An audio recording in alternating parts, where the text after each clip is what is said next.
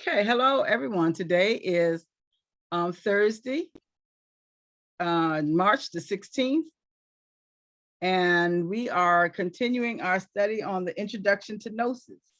So Sakina, would you like to take it away? Sure. Let's just become still for a few moments, letting go of any of the challenges or chores or whatever we had to do earlier. And just for the next hour and a half or so, just become open and receptive to what we are feeling inwardly and about what we are about to hear, and be willing to open and share so that each of us can learn how what we hear affects us.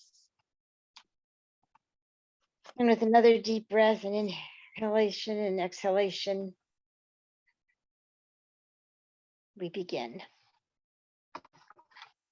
And this chapter that we're going to start with is entitled The Small World in Which We Live. Indubitably, we need to reflect a little about ourselves. They tell us that we are a microcosm of the macrocosm, but really, we live, we could say, in the inferior parts of our 5 centers. We already know that we have 5 centers: the intellectual, the emotional, the motor, the instinctive, and the sexual. Unquestionably, this microcosm that we pertain to is controlled by all of our personal interests. For this reason, we do not even realize what the planet Earth really is. We could say that we live in our own microcosm, a small, infinitesimal cosmos.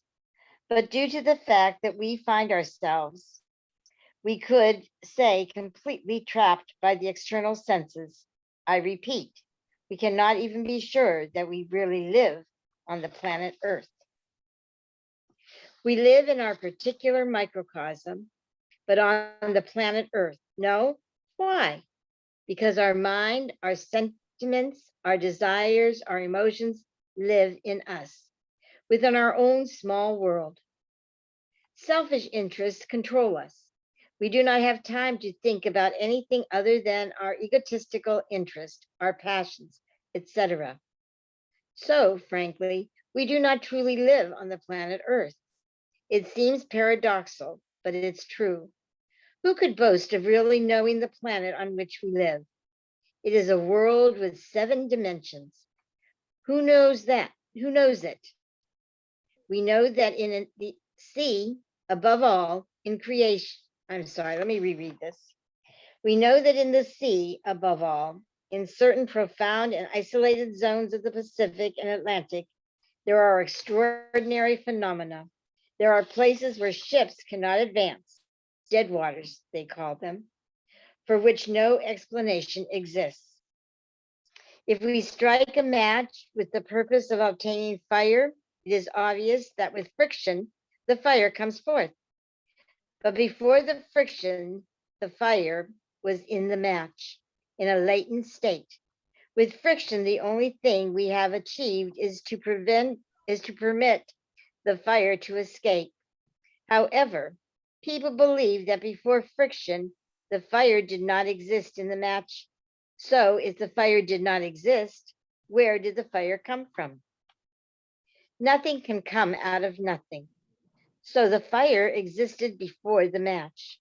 And what is the nature of fire? They have not been able to explain anything about this. The scientists are limited to saying that it is the product of combustion.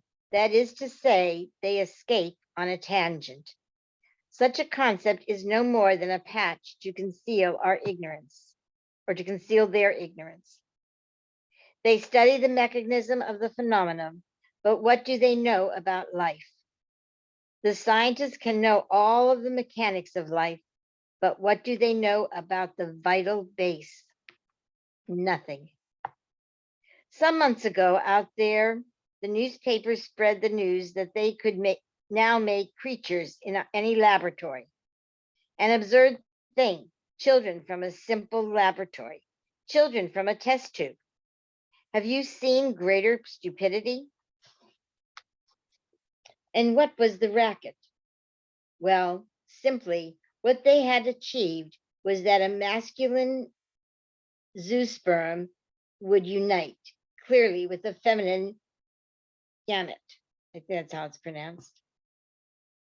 That is to say, with an ovum. Now united, it was put in its respective place within the organism, and it is obvious that gestation was processed. This is nothing new. That is certainly the famous artificial assimilation, but they thought that now they were creating life. If we take the chemical materials that a zoosperm and ovum are made of, and we ask the scientists to make a pair of masculine and feminine gametes, I am sure that they can do it. But then, if we ask them to unite and deposit those artificial gametes in their corresponding place within the female body, or simply in a very special test tube, so that an infant would result, I am sure that nothing would come out of there. One day, a materialist atheist, enemy of the eternal, argued with a very religious man, and that classic story of which came first, the chicken or the egg, came to the discussion. Of course, it is a never-ending story. Who laid the egg? The chicken. And the chicken, where did it come from? From the egg. And the egg, where did it come from? In the end, that is the question that never ends. But then, after so much discussing and discussing and discussing, the religious man then challenged the materialist to make an egg, to see if he felt very capable of taking a chicken out of there. The materialist said he would do it, and he did it. A very well-made egg. Now, after the fact, the religious man says, well, let's put it into a hen now, so that a chicken may come out of it. And they put it in the hen, but nothing came out. It was a dead egg without life. This reminds us a lot of Alfonso Herrera, the great Mexican wise man, who was able to make a cell. I say a cell, but not living, an imitation of life, but a cell just as it is. But it was always a dead cell. It never had true life. The cell was perfect with its nucleus, its membranes, etc., etc., etc. But it was a cell that never had life. I repeat, a dead cell. So we live on a planet that we do not know, or better said, we do not live on the planet. We live in our own little world.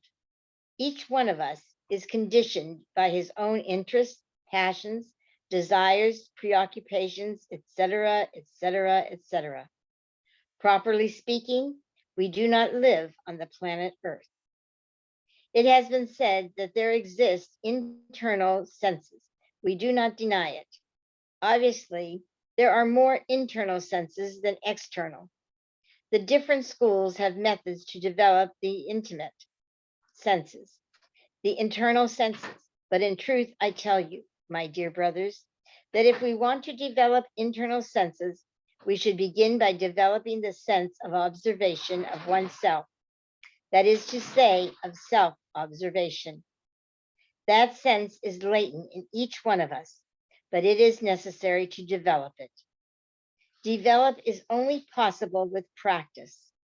This sense will keep on developing itself as we keep on using it.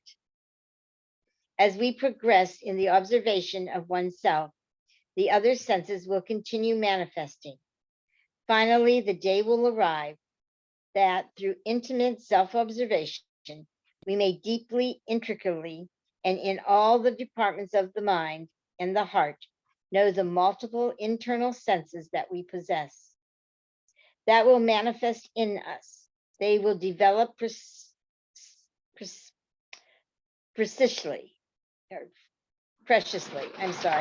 They will develop preciously. And that is why it has been said, Gnosis de ipsum, man, know thyself, and you will know the universe and the gods. As soon as we start becoming reflective, we also begin comprehending the lamentable state in which we find ourselves. Since people only live within their own little world that they carry in the lowest stories of the machine, it is clear that they do not understand things related with the cosmos or with the many cosmos. It does not even interest them. It is something beyond them. The only thing that is of interest to people are their selfish matters, the full satisfaction of their vices, of their passions, of their created interests, their preoccupations and egoisms, money and more money, fornication, alcohol, etc. That is the humanity. When one speaks to them about the seven cosmos and the people attempt to begin to study the laws and their principles, well, frankly, they do not feel much interest for this because it is way beyond them. It does not form part of their selfish preoccupations. That is the crude reality of the facts. We need to study Gnosis profoundly. That is why there are the books, the lectures, etc. But simply reading the works in is not enough. It is necessary to go much further, brothers. There is no doubt that in the beginning, it is necessary to read, to listen to the recordings, to attend the classes, to take notes in our notebooks or workbooks, and to learn by memory. The memory is the formative principle, but it is not everything. If we always commit everything to memory in the long run, it will not be of any use to us. The memory is 100% unfaithful. Whatever is committed to memory, sooner or later, is lost. If we truly want to take advantage of these teachings, it is necessary to deposit this knowledge in the consciousness. This is obvious. I do not deny that in principle, we need the formative faculty, that is to say, the memory, but the knowledge should not remain there. When we try to know the intimate meaning of that which we have deposited in the memory through meditation, then the knowledge that was deposited there passes to superior parts of the intellectual center. If we try to be more conscious of the teaching, finally it will occur that the aforementioned knowledge will be definitely absorbed by the emotional center. That no longer is intellectual. We should distinguish between the emotional center and the intellectual center. When the knowledge has become emotional, when it has been deposited in the emotional center, it is ultimately absorbed by the essence, that is to say, in the consciousness. The knowledge that is deposited in the consciousness is never lost, not even with the death of the physical body, because upon returning, we bring it into the consciousness. But what is deposited exclusively in the memory, sooner or later, is lost. For that reason, my dear brothers, it is advisable that the knowledge be deposited in the consciousness. I repeat, first, it is necessary to study, then to deposit all the information in the formative center, the memory.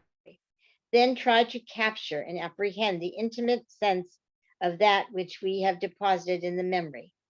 When we do it, we feel with such knowledge something sentimental, or we could say emotive or emotional, to be more clear, because it then passes to the emotional part of the intellectual center. If we insist on trying to apprehend or capture the essence of the knowledge, it will become emotion, living emotion. It will pass, we can say, to the emotional center. More meditations will make it become conscious. This will happen when at last the emotional knowledge is submerged in the essence, in the consciousness. This is the process through which one has to pass the knowledge so that it becomes conscious. Common and everyday people live trapped by the external senses. However, there are people that have already established a permanent center of gravity within themselves. Those people are the ones who in previous lives were in these studies. Those people will search for the teachings. They will yearn for it. They will feel that there is something beyond the world of the senses, and they are not mistaken. Very far beyond the senses through which we place ourselves in contact with the exterior world, we find the essence. There is no doubt that, yes, those people that possess a permanent center of gravity truly yearn for something distinct, different, in spite of all the contingencies of existence. I have understood that their essence stay immutable, that they have not been deteriorated or altered. So, in the essence is the best that we possess. The essence is the consciousness. It is the most decent, the most worthy of our being. There exists two currents of thought in each one of us. The first comes from the personality, the other from the essence. The thoughts that come from the cultivated personality are apparently more brilliant and of substantial content, but in the depths, the thoughts that come from the essence are of a superior type. However, a good ability of observation is needed to distinguish one from the other. Since the thoughts from the essence are simpler and the ones from the personality are more complicated, we could confuse ourselves and believe that thoughts from the personality are of a superior quality to those of the essence. But such confusion is especially based in ignorance. The thoughts from the essence, even though they may not have much erudition, even though they may be simple, unquestionably, they are of a superior quality. When one begins to concern himself a bit in life with his situation in this existence, when one realizes that he is no more than a small inhabitant of the earth, when one thinks that the earth is a piece of the sun, a detached slice from the sun, indubitably this is indicating to us that his essence is restless, that he yearns, that it has something of a superior type. Obviously, this type of very simple thought does not interest the people who live within the infinitesimal world of the ordinary senses that live in their little and minuscule world, that of the microcosm. The yearning to know if the earth is a piece of the sun and if the sun pertains to the Milky Way comes from the preoccupation or yearning of the essence. It is the essence that has that quality of thought, simple but magnificent in the depths. So it is necessary that the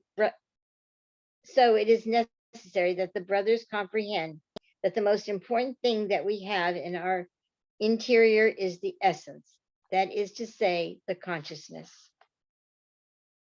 There are many who preoccupy themselves with magic powers. I tell you that the awakened essence possesses in itself very beautiful faculties.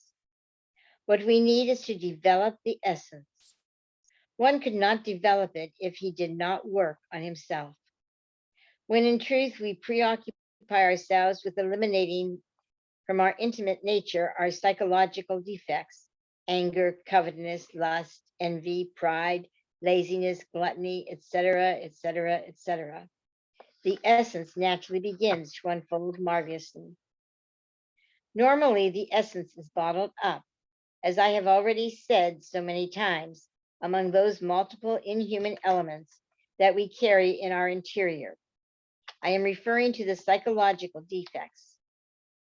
As we go about disintegrating or pulverizing such elements, the essence will be free in an absolute way, completely awake with the precious spontaneity in this world of manifestation. As we then go about annihilating the ego, that is to say, the I of psychology, the myself, the essence will become liberated. With the radical death of the I, of the myself, of the oneself, the essence will remain completely free. And a free essence manifesting itself through a human body, through a brain, or through the three brains, because really we do not only have an intellectual brain, rather we also have an emotional brain and a motor brain, will naturally be a very precious essence. Shining in it will be the powers of clairvoyance, clairaudience, of, I'm sorry, shining in it will be the powers of clairvoyance, of clairaudience, of telepathy, of the faculties for astral unfoldment, and very many other intimate senses that would be too long to enumerate. So, the path to obtain faculties is that of the deaf. It is with good reason that we have been told, if the seed does not die, the plant is not born. When we die in ourselves, when this beloved ego that we carry within becomes dust, the powers flourish because the essence comes forth. The free essence comes forth. The free essence enjoys many faculties, precious senses, amazing capabilities or capacities. There also exist multiple organizations, diverse organizations, schools, etc., to develop chakras, to obtain magic powers.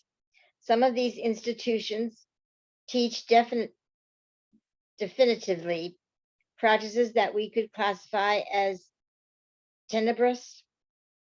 In truth, we can affirm, my dear brothers, that if we only concern ourselves with developing powers and we do not annihilate the myself, the oneself, the psychological I, the most that could happen is that we convert ourselves into black magicians. The sacred scriptures have spoken very clearly. The gospel says to search for the kingdom of God and its justice first, and all else will be added unto you. Look how beautiful a newly born child is. So through the child, in the child, the only thing that expresses is the essence. But I repeat, I am speaking about a newly born child. Whoever thinks that a newly born child is found in an unconscious sleeping state is deeply mistaken. A newly born child sees you with pity. He is more awake than you.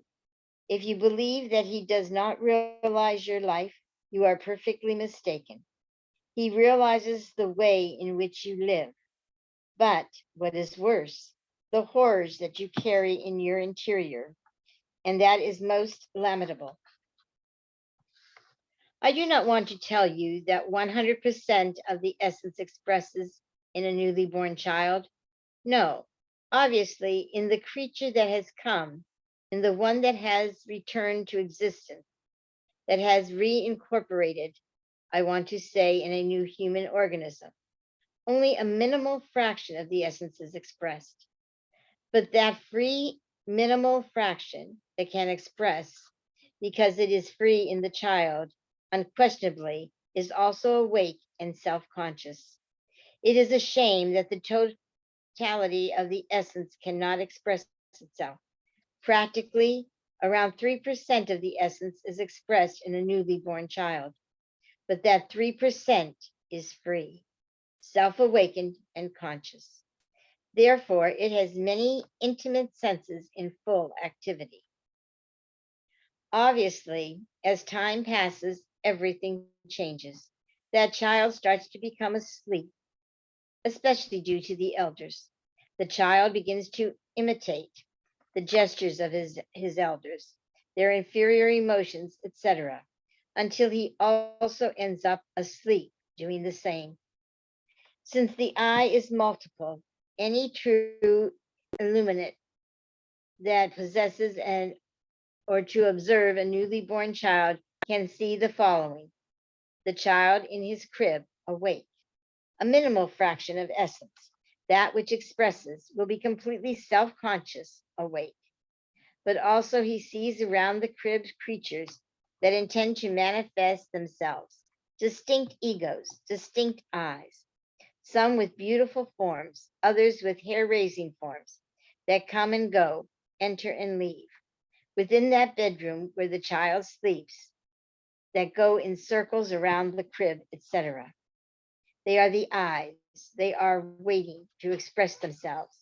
Within those eyes are distributed the rest of the essence, the 97% of the essence that is stuffed within each one of those eyes. Within an eye is inserted determined quantity of essence. In another eye, another quantity, etc. And those multiple eyes are going in circles around the crib, wanting to express themselves, manifest themselves, place themselves within the little body of the child. But they cannot. As time passes, the new personality of the infant is forming. It forms itself with the example of the elders, with school, etc. As the new personality is forming, the eyes are also having the opportunity to express themselves. After the front frontal of the newly born closes, you have perfectly observed that in newly born children, the superior parietal is slightly open. It is something that they call the crown. We say, technically, the front frontal of the newly born. While it is open, everything goes well. But as that front frontal is closing, the personality is also developing, and the ability for the eyes to begin to intervene is made greater each time. Therefore, certain manifestations of anger begin to be seen in children, especially around the ages of 3 and 4 years old. They begin to become irascible, and little by little the eyes have the opportunity to express themselves until definitively they all end up manifesting themselves. It turns out to be interesting to observe newly born children. How good it would be, I say, if the essence were not bottled up, placed among all those eyes. How good it would be if the child could grow up without any eye being placed within him, that the totality of his essence were in him throughout his whole life. Then all the 5 cylinders of the machine, intellect, emotion, movement, instinct, and sex, would be under the control of the essence, and he would march in harmony with the infinite. Unfortunately, 97% of the essence is bottled up among the diverse elements that constitute the ego, the I. We need to develop the essence, to unbottle it, to differentiate it. When we achieve this, multiple divine natural powers will express themselves in us with all their beauty and with all their power. We do not need, then, to strive to obtain powers. What we should strive for is to die in ourselves, here and now, because only with the death comes the new. Any comments up to that point? Anyone? I have a question. I just want something clarified. When he's talking about the eyes, is he talking about the physical eyes that we see with, or is he talking about the eye ego? He's talking about the egos, Okay. the ego that we have, the part of us that, I can do this, I can do that, that type of thing. Mhm. He's not talking about the physical eye. And when he's talking about death, he's also not talking about a physical death, of us leaving our body. He's talking about dying to our ego self and opening up to our higher self, our Christ consciousness, our whatever term you want to give it, essence.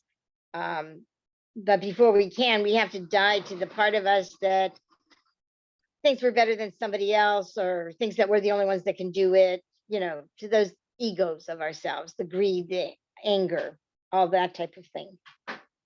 Does that help? Harriet, does that help? Yes, thank you. Okay, anybody else? Well, I was going to, first of all, this is so close to the class that we had yesterday in the Course in Miracles, because, the whole thing is all about thought, how we use our thoughts, how we create with thought, how we miscreate with thought. So, but, so here we go again, it's just amazing to me that we are always so in sync, because I thought it was kind of, first of all, I like the word essence. I think I'm gonna want to use that one for a minute. That sounds just right. Mhm. Um, uh, and then how he was really talking about in what is it, in vitro fertilization, and that's a reality now. People do, you are, put, your eggs are fertilized and put inside you, so I think that when we see how creation is always consistent, because this was like in the 60s, I guess, or the Yeah. 70s, and they were just talking about it, and it wasn't a reality yet. And then 20 years later, really, here it is, just, very, very popular. So, Mhm. I find that to be a lot of what we were talking about yesterday when we were talking about creation. Collectively, humans thought about, continuing that species, and I think that was consistent in how they could see. Lost my train of thought there, so I'm gonna move on. And this is my thing that I'm just coming into recently, within the last maybe 5 years or so, is that I don't think that we should consider annihilation of the ego. Um, I think we should merge with our egos, and become one thing, because our egos really, are just our vehicles for um our thoughts, so I think it's the but our egos, also our bodies especially, are sentient. They are connected, so it feels the energy and the life, within it.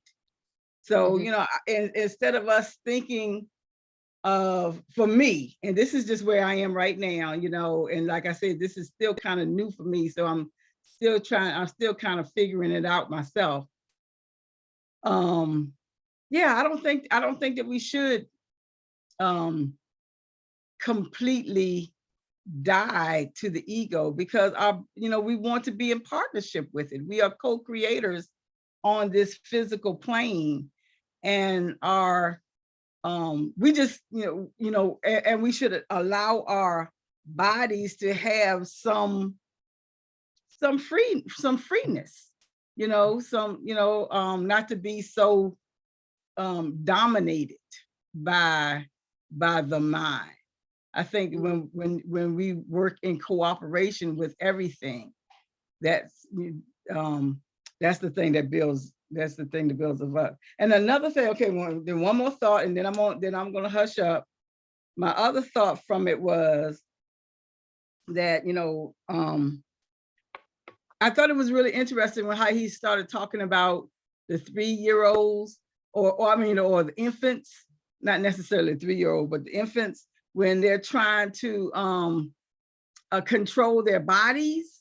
That's where, anger and frustration kind of first start, because you got all of this vastness. You are still part of the essence. You can really feel it all, but you can't move your daggone hand. you know. So I think that's kind of like that beginning part of, you know, ego identification, that sense of separation, but I thought it was real interesting that he kind of brought that up. But Mhm. that's what my thoughts are, from what I got from it so far. Okay. The thing about the ego, and the way I kind of see it, is that you come across people that their way is the only way, and this is how it has to be done. Or they get angry over this, that, and the other. I don't mean And to cut you off, Sakina, but honestly, I don't care about those people. I mean, those, but- I mean, they not me. I mean, I'm only, right now, I'm only, you weren't, I'm not concerning myself with others. I Or, I know but go ahead. you weren't letting me finish. Yeah. When he's talking about the ego and dying to it, is that not letting our egos run our life and allowing the essence that is within us to run our life. And people who allow their egos to run life, that's their problem. And that's what they have to grow from. But we've already grown from that. And we're working more with learning more about the essence that's within us and working more from that part of us as opposed to working from our ego self. That's what the way he's talking about it here. And that's what I was going to say. I knew where you were coming from with that. So, okay, we ready to move on here? There's just a little bit more left. Andre, you got some comments, some thoughts? I'm taking in what's being said as a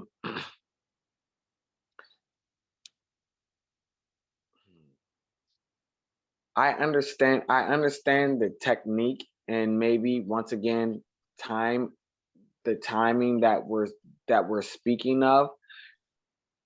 I can't really I mean, I can understand, and I can make a judgment, but it's not up for me to make a judgment on that timing of what's going on. I will speak upon as far as what we create, whether it be he was speaking of test tube babies. I'm gonna call it. I have no problem saying it. I'm old school. I'm from the first House Party movie, test tube baby. You don't want to be a test tube baby. That's just messed up. But in that same sense of what we know from that experience, imagine how many people in this world, and imagine how many people who could not have children, who could not have children or had a difficulty having children, whether they be male or female. And I'm not really want to get into this part of it, but since it was brought up, I'm bringing it up. Imagine how many people who could not have children, whether it be default from the male or default from the female. Imagine how many children at this point in time, right now, that when this book was written, as he says, that was a dead cell, are now senators and lawyers and doctors. Right. I don't really understand his point of view when it comes to certain things, because it's like it to me it's a pullback. It's like, okay, accept that a miracle can happen, but yet and still be mindful and pull back because it's not good. So I'm listening and I'm understanding I'm trying to understand from a point of view of a knowledge now that at that point in time this author had, but did not fathom that these things would occur. Right. So I'm just kind of listening and taking it and kind of taking it in from that point of view. I don't want to crush his creation because I can. Right. Because I can. Okay, you can go if you want to go on. All right. Observe the life of the great Christian mystics. They did not concern themselves with obtaining powers. They only concerned themselves with sanctity, to eliminate each one of their psychological defects, to die in themselves. And as they achieved it, multiple supernormal faculties were expressed in them. They were always known as saints, and there are many of them, and from the most diverse origins, at times from the east, at others from the west. It is then sanctity that is the most important, my dear brothers. This is all for my talk. If anyone has something to ask, he can do it with the most complete liberty. And then the student asks, Master, you have explained to us the process through which we should pass the knowledge so that it becomes conscious. My question is this: is the nature of truth of an emotional character or of an instinctive character? And Samuel tells them, the truth is something that cannot be defined, because it is defined, it is disfigured. But yes, we can say that the steps in order for the knowledge to become conscious are found outlined in the following form. First, one studies, so that then the knowledge remains deposited in the memory. Second step, one meditates with the intention of apprehending the deep significance of the knowledge deposited in the memory. When that occurs, the knowledge, through meditation, passes to the emotional part of the intellectual center, and it is necessary to explain this. The intellectual center has three parts: the superior intellectual part, the emotional part, and the motor part. We would say that the knowledge passes to the emotional part of the intellectual center. Therefore, we begin to feel a certain flavor of that which we have deposited in the memory. In a more advanced state of meditation, that knowledge now definitively abandons the intellectual center to remain deposited strictly within the emotional center. And subsequently, through the technique of meditation, we achieve at last that the knowledge passes from the emotional center to the essence. From the essence, then, in the essence, then, stays deposited such knowledge, that is to say, the truth or truths that we may carry to the essence, to speak more clearly. They have a rather emotional flavor. I am not speaking of inferior emotions, but rather the emotions of a superior type. The superior emotion permits any truth to pass to the essence, where it comes to remain deposited. But the cold analytical intellect of an Aristotle, for example, is completely crippled. It would never allow the knowledge to become conscious. It would remain deposited in the memory, and that is all. That is why we could say between the Aristotelian system, which is pure cold reasoning, and the Platonic or Porphyrian systems of Porphyrio, I prefer Plato.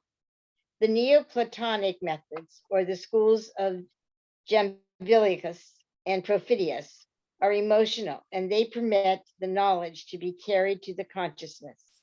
That is to say, they permit the knowledge to become conscious, something that never could be achieved with the cold Aristotelian reasoning. That is all. Is there some other question? Another student says, Venerable Master, how could we achieve that children, as their new personalities are forming, do not let themselves be trapped by the eyes?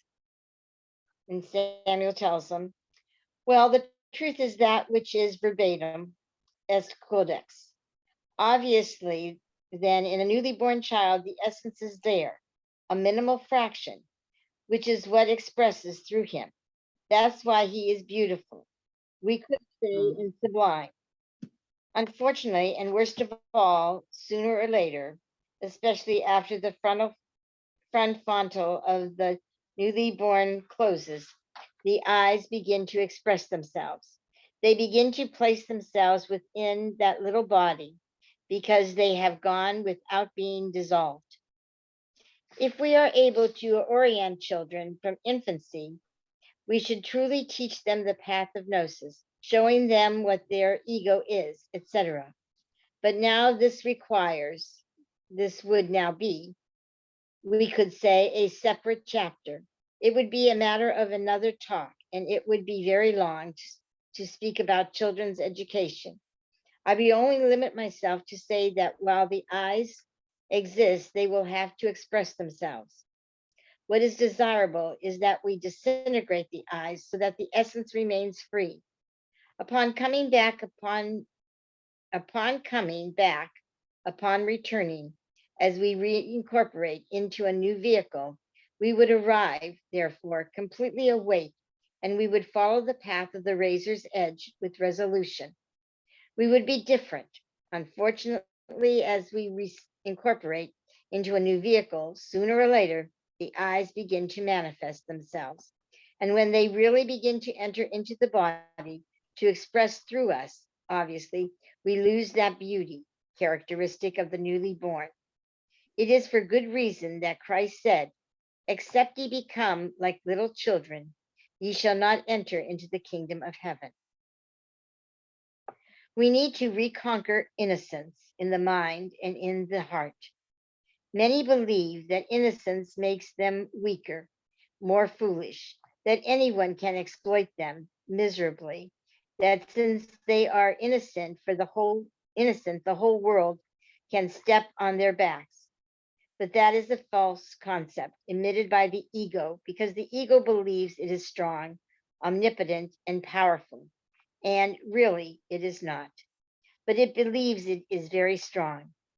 The truth is that when one disintegrates the ego, he creates innocence, but with wisdom, because the disintegration of each element gives us wisdom. Look closely at what the process of anger is.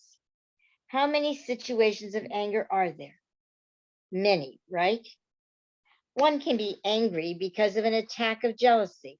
One can be angry because one feels frustrated. One can be angry because of self-love, because someone hurts our self-love, etc. So to study anger is very interesting. How does anger process itself? Why this situation of anger? How did it explode? So in this way, when we dissolve some eye of anger, it's because we have previously comprehended it.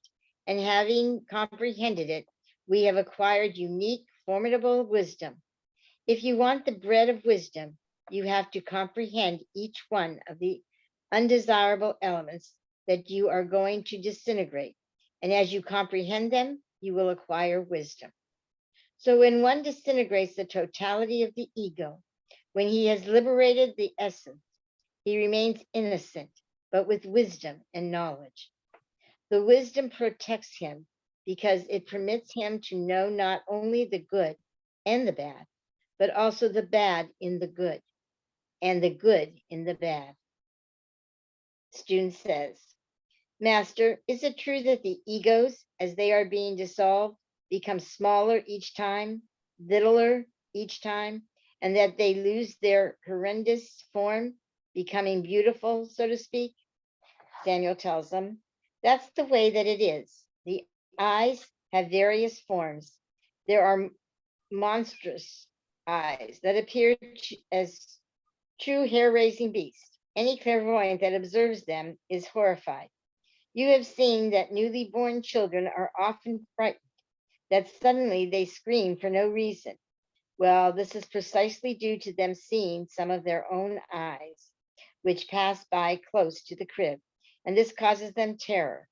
If that happens to the newly born, will it not happen to the people that live in the abyss?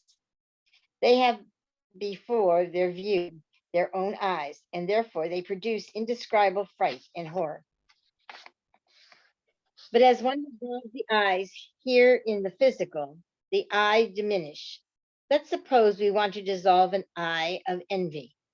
At the beginning, it will be horrendous, a horrendous monster. But as we are working, it loses volume, it diminishes and becomes beautified.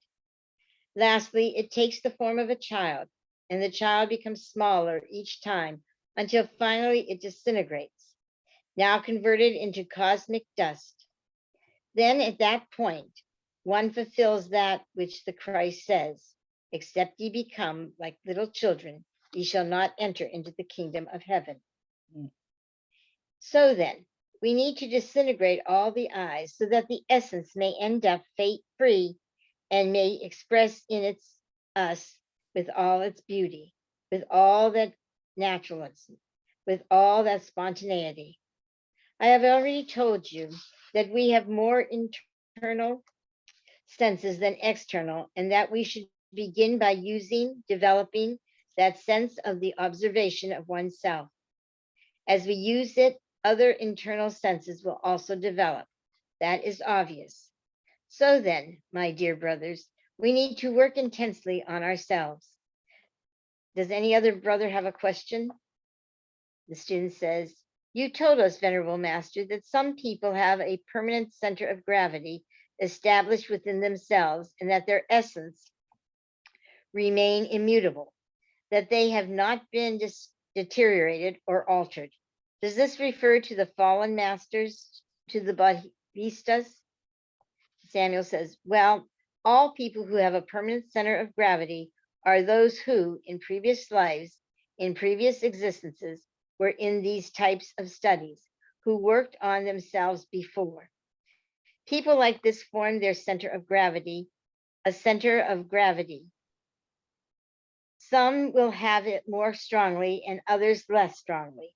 When someone has a specific center of gravity because they have worked in previous lives, unquestionably, upon returning to the world, all the elements which that person needs for this advancement come to him.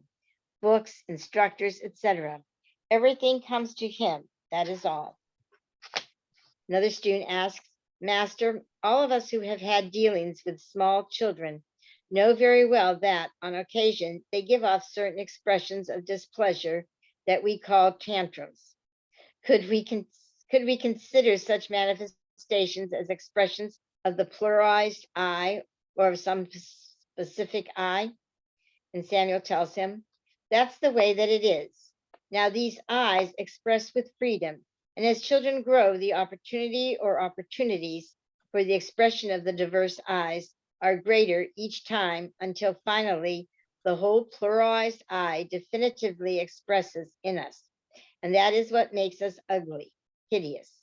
If only the essence could express in us, we would rejoice in the beauty of God. In turn, from such beauty emanates that which is called love. Why is there so much confusion in the world? Look and see that the humanoids don't understand each other. I am going to give you a concrete case. A woman, for example, suddenly decides to pay attention to a gentleman because he made a good impression on her, because he was very nice, etc. She can do it disinterestedly. Such a woman does not have, let's say, any thought of lust. She is not in love with the gentleman. She only thinks he is a good person and is preoccupied with paying attention to these or those needs, etc. But what happens? The gentleman has ego, and the ego controls the 5 cylinders of the machine. Since the ego controls those 5 cylinders of the machine, it, therefore, then interprets as it feels like, and those good manners of the woman, instead of passing, let's say, to the emotional center, then pass to another cylinder, the instinctive, sexual center, and therefore lust surges forth in that gentleman. The mind clearly comes to be controlled by the sex, as has always been seen, and the gentleman says, and I quote, that woman is in love with me. Maybe I made a good impression on her, unquote. Sometime after he may begin to make make propositions of a sexual type to her. The woman is surprised and says, impossible. I was paying attention to him disinterestedly, and this gentleman has badly interpreted my good behavior, my good manners. Yes, he has badly interpreted them. Why has he interpreted them badly?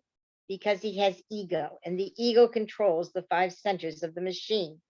But if that gentleman did not have ego, if he were only the essence that controlled the 5 cylinders of the machine, the courtesies of that woman would pass to the emotional court and would express themselves with pure pleasure and true beauty.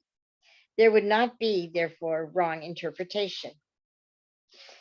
And the example that I give in this sense can extend in many other directions.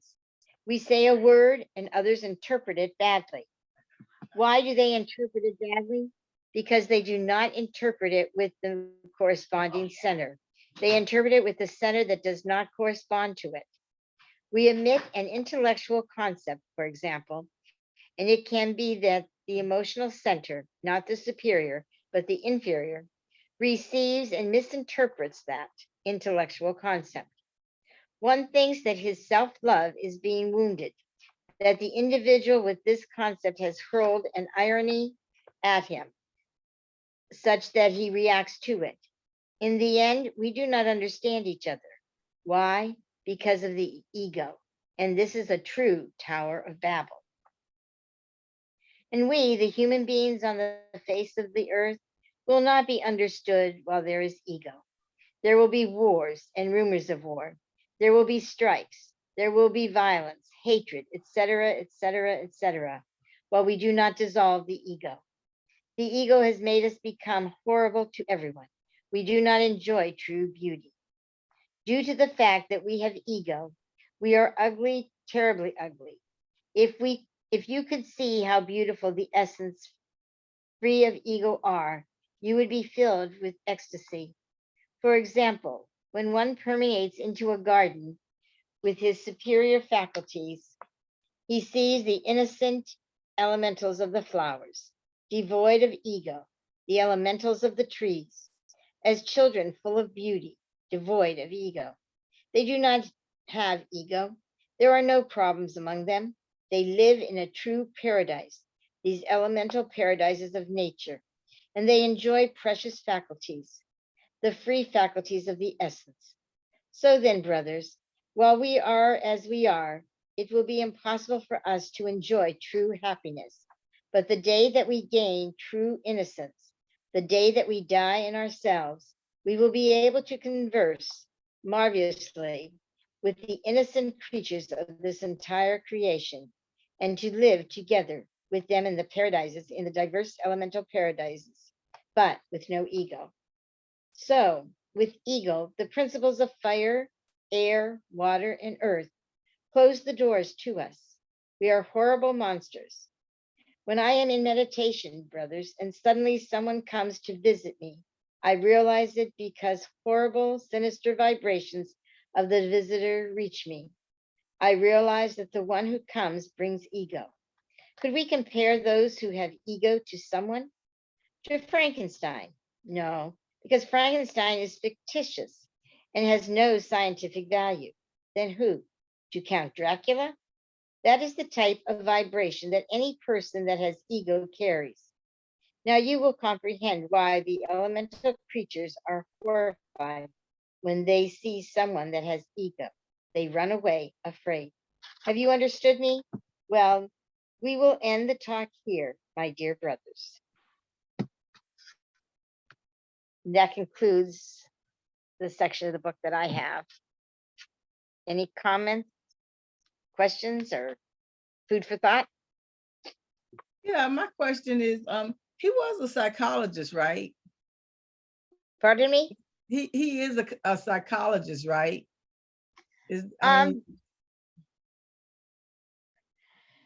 Well, yeah, it says here that he was a great humanist, anthropologist, and physician.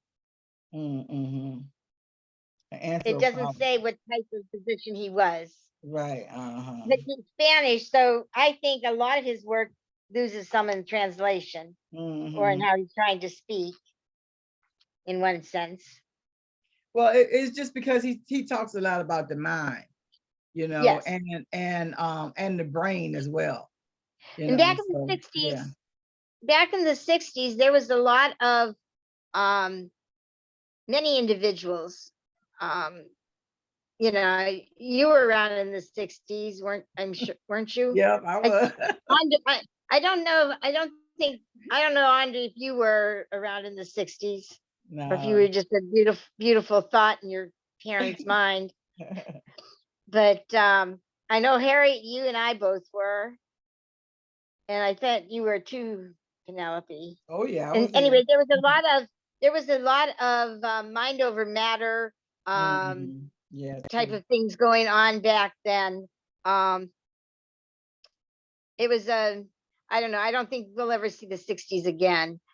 People have tried to emulate it, but I think there was a lot more freedom and growth going on then. Mhm. You know, and people being allowed to be who and what they thought they were. And there was more openness. I know we think we've come a long way now, but I tend to think that, and this could just be my own, own Yeah, opinion. it was innocence then. Yeah. Yeah. And now we have people that, they just see with these blinders, that's got to be this way, Mhm.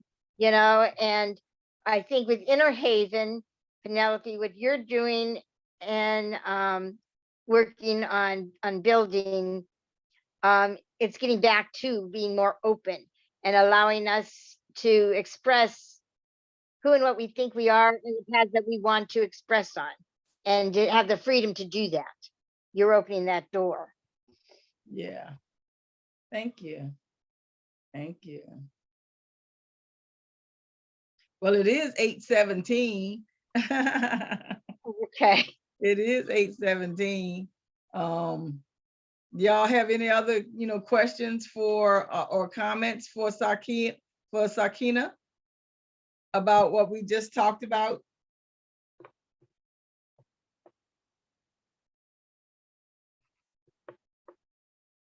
Okay. Okay, well, we can get ready to do our roundtable, if y'all would like. So, first of all, Sakina, thank you so much. Well, Thank you. One of the things I was going to suggest, if you are open, is like next week, maybe either you or Harriet, since I don't have what you have in your book and you want to, do that, start with that yeah, next week. because like I That said, sounds, it's 2 more chapters. yeah, and maybe Yeah, each one of you could do that. yeah. That would be great, because I'd Yeah, enjoy I didn't sitting and think we were listening. gonna be able to fit it in today. Yeah, I didn't think we would be able to fit it in today. But I mean, but it's perfect. It's perfect the way Yeah, that it is. it's all in divine order. So yeah, let's do our roundtable real quick. What did we get from the class tonight, and how can we apply it to our lives? Or just kind of flip it over a little bit. Are there anything that he has mentioned that we are already applying to our lives?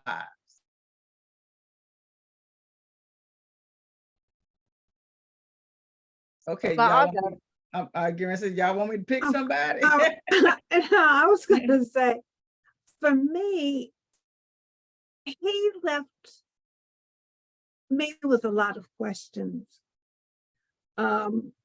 I would like to have, I don't think he gave me the understanding that I need in order to understand what Gnosticism is.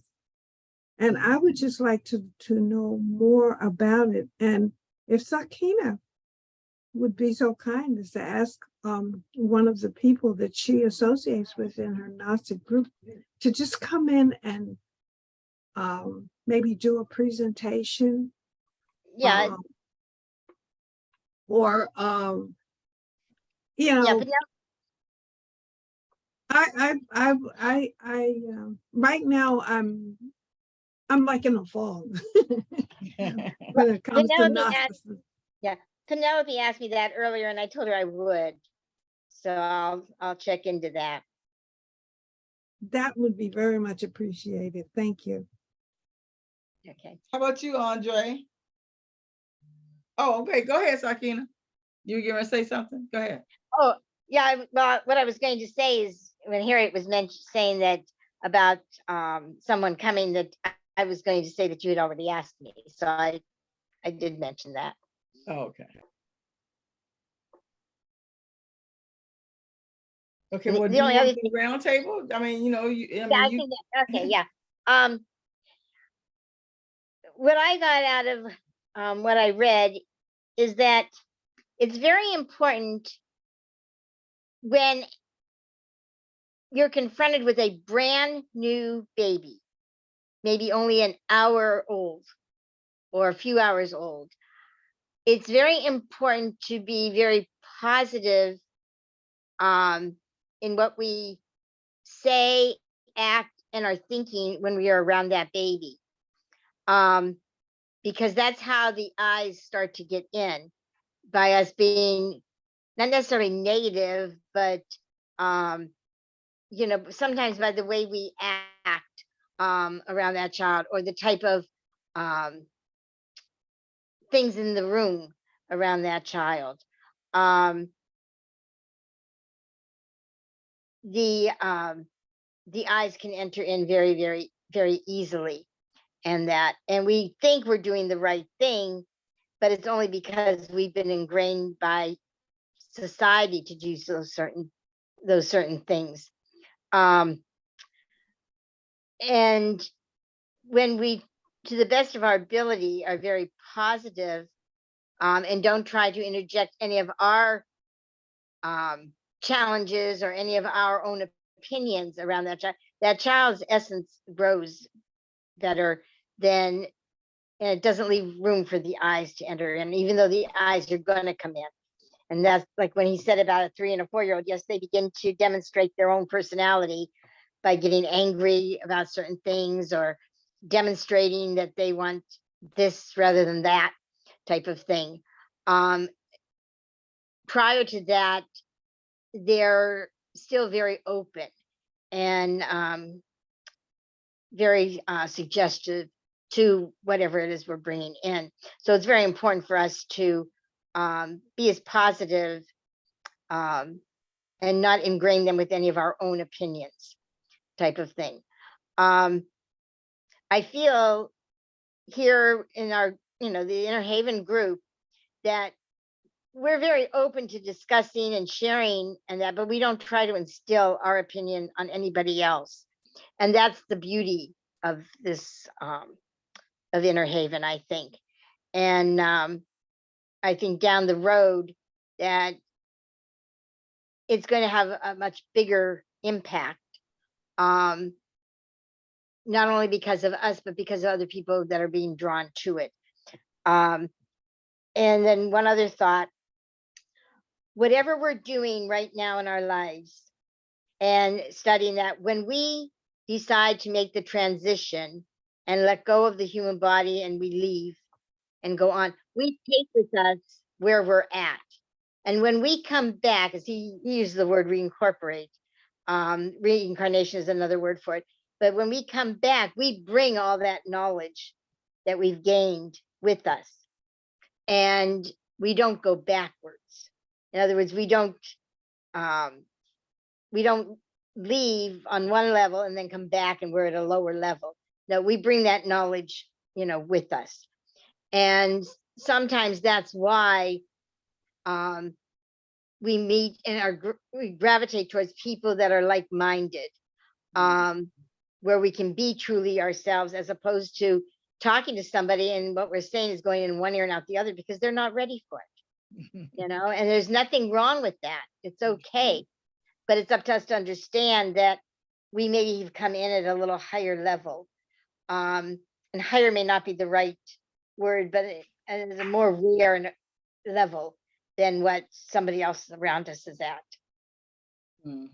Evolve. And as we come in, and as he said, teachers will be guided to certain teachers, will be guided to certain books, will be guided to certain groups and all of that. The doors will just kind of open to us. We'll be thinking and all of a sudden it pops up. It's just like Penelope and I when we met. I was kind of busy that day, but my phone rang and something inside me said, answer the phone. Don't just let it ring and go out the door. And her and I ended up having a 2 or 3 hour conversation, having never met. But it was because that essence that's in both of us connected. The God part of her and the God part of me connected, and it opened up a door. And just like Andre coming in, and Harriet, and all of the people who've been attracted, Joanne and Forrest and Carlton, we've all come together because we're all seeing in the other person something that we need and we need to share. So it's beautiful. So thank you, Harriet and Andre and Penelope, all of you. Okay, Thank you. thank you. That was beautiful. How about you, Andre? You want to go first, or you want me to go?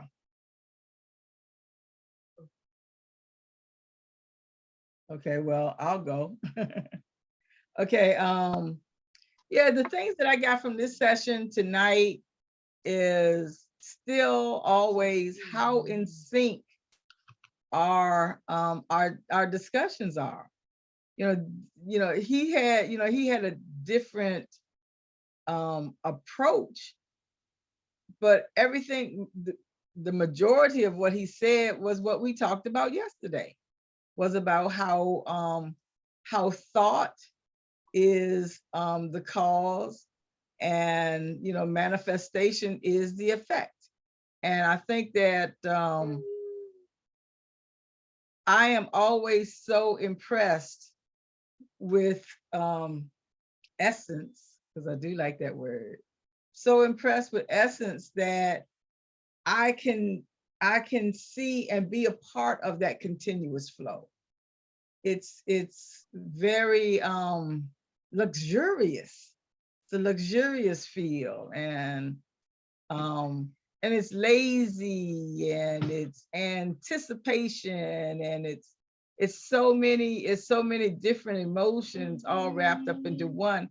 And that's why I know that creation is within. It really is within, and the more we look within and allow within to be out, that's all. That's our being. That really is our being. So yeah, so that's what I'm going to continue to live from and work from, is that essence of living from it. Pay attention to what it is, where it is leading or guiding or nudging or suggesting. So this is what I'm going. This is how this is going. I can apply this to my life. Andre, are you here? Andre, are you here? Oh, I'm sorry, I'm on mute. I've been talking, I was on mute too. Well, from what I've caught from, and what I can take from today, is to definitely take every relationship and every day as a new beginning, Mm. and try to well, not teach, I don't want to use the word teach, but approach the people, even though I know who they are, as that it's a new day. So at that new day, they are new into their own lives. It's something going on that they have planned. It's something new that's gone on, or it may just be the same day, every day rigmarole, but they have been able to master it. So to be able to look at someone in that shining light of, you are special. You are here because you are supposed to be here, and I am with you right now. It's appreciation that I'm going to take from this class today. Mm-hmm. Beautiful. Mm-hmm. Yeah, that was beautiful. Okay, well, thank you everybody for chiming in tonight, and for coming out, and just all that.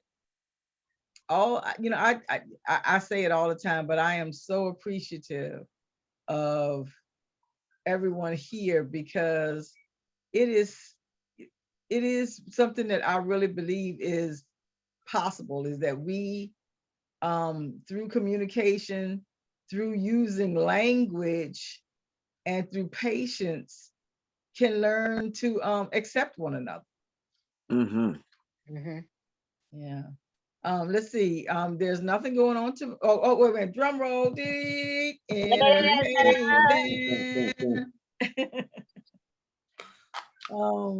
I think that we will. Nothing is happening tomorrow, but on Sunday. I mean, excuse me, on Saturday, from 2 to 4, Andre is going to be doing the Book of Enoch. We'll be continuing in that study in the Book of Enoch. And I think we finished up with the Watchers the last or were we at the end? Yeah, I think we're finished with we're pretty much finished with the Watchers. We about to find out what they got in trouble for. Like,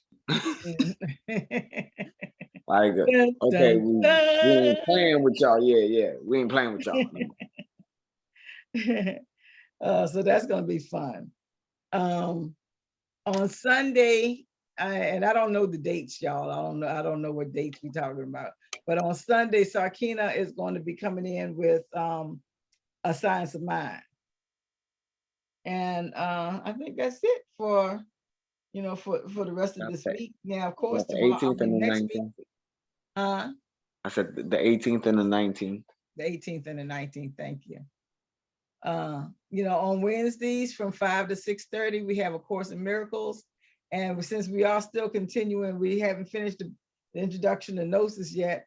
On Thursdays, we have Forrest does I Am at 11 a.m. And then at 7 p.m., we have introduction to Gnosis. And, that's pretty much it in a nutshell. So would anyone like to close us out in prayer? Just don't forget to subscribe, like, and comment on our YouTube. Thank you, Harriet. And you know what is it? I'm seeing that this is your job. Yeah, hit that button. Hit that like button. Hit that like button because I forget it every single time, and Harriet always comes through. Okay, so yeah. So would anyone like to close out in prayer? I'll do it. Okay, go ahead. Heavenly Father, once again, you bring us together. You bring us in peace and harmony. You bring us in conversation to understand each other, to look at each other as that we are newborn babies, that all sins have been washed, all antiquities have been washed away.